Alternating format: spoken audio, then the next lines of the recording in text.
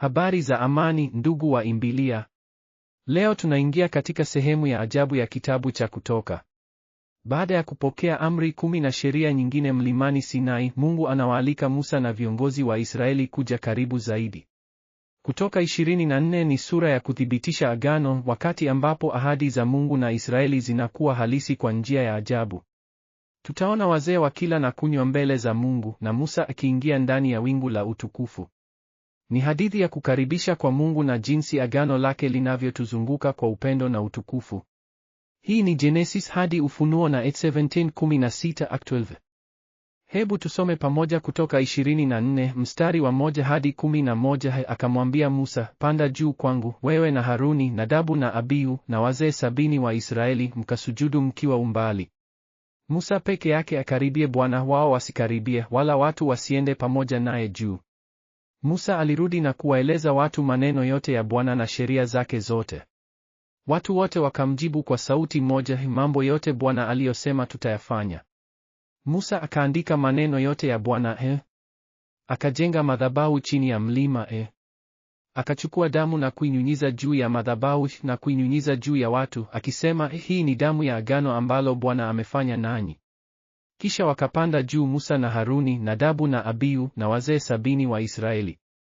Nao wakamwona Mungu wa Israeli, na wakala na kunywa.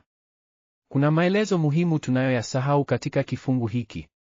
Kwanza, Nadabu na Abihu walikaribisha kumwona Mungu hapa, lakini baadaye watakufa kwa kufuata mipango yao wenyewe badala ya maagizo ya Mungu katika Walawi 10. Pili, wakala na kunywa mbele za Mungu ni jambo la ajabu sana. Katika tamaduni za Kihebrania, kula na mtu kunaashiria ushirika na amani. Hapa wanakula chakula cha kimungu, chakula kilichotengwa kwa Mungu mwenyewe. Tatu, damu za agano zilinyunyizwa juu ya altare na juu ya watu, kuonyesha kwamba agano ni kitu cha damu, si maneno tu. Hii inaashiria gharama kubwa ya uhusiano kati ya Mungu na binadamu. Tunauona mabadiliko makuu ya kiteolojia hapa. Kwanza, kutoka kwa kutoa amri kuenda kwa kuthibitisha agano. Amri zimeshatolewa, sasa ni wakati wa kuingia katika uhusiano halisi. Pili, kutoka umbali kwenda karibu, wazee wameruhusiwa kumwona Mungu, jambo lisilowezekana hapo awali.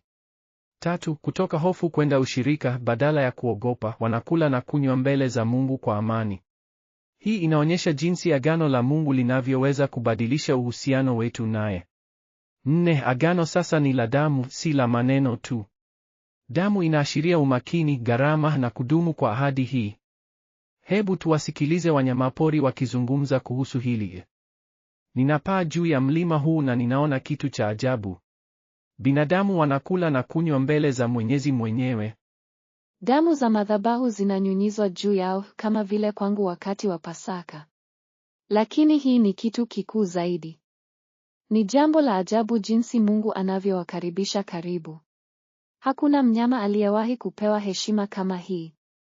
Lakini je, wanajua ni baraka gani kubwa wanayopokea? Kuona uso wa Mungu na kuishi. Naona wengine wanasimama mbali. Hawataki kukaribia. Ni kitu cha kusikitisha kupewa nafasi ya kuweka mikono ya agano lakini kukataa.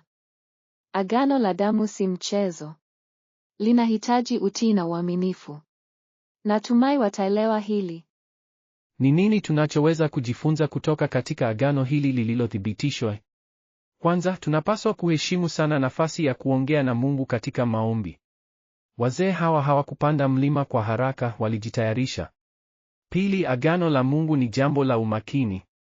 Damu ilinyang'anywa kuonyesha kwamba uhusiano huu ni wa gharama kubwa na unahitaji utii. Tatu, tunapokula chakula cha Bwana ni ishara ya ushirika wa agano. Tusikizimu kwa kawaida jambo hili kubwa. Nne, kama viongozi wa kiroho, tunahitaji wakati wa kutengwa na Mungu kama Musa alivyofanya siku 40. Maandalizi ni muhimu kabla ya kuhudumu wengine. Tuombe pamoja. Baba wa mbingu, tunashukuru kwa agano lako la damu linalotuzunguka. Kama Musa na wazee walivyokaribisha kukaribia, tutukaribishe sisi pia kukaribia kiti chako cha neema kwa ujasiri. Tufundishe kuheshimu umuhimu wa agano lako na kutii kwa moyo mzima. Tuwaongozwe viongozi ambao watatumia wakati wa kutosha kukujua wewe kabla ya kuwaongoza wengine. Katika jina la Yesu ambaye ni damu ya agano jipya tunaomba. Amina. Mungu awabariki na tuonane katika kipindi kijacho cha Genesis hadi Ufunuo. Jiandikishe kwa maudhui zaidi ya kusoma Biblia.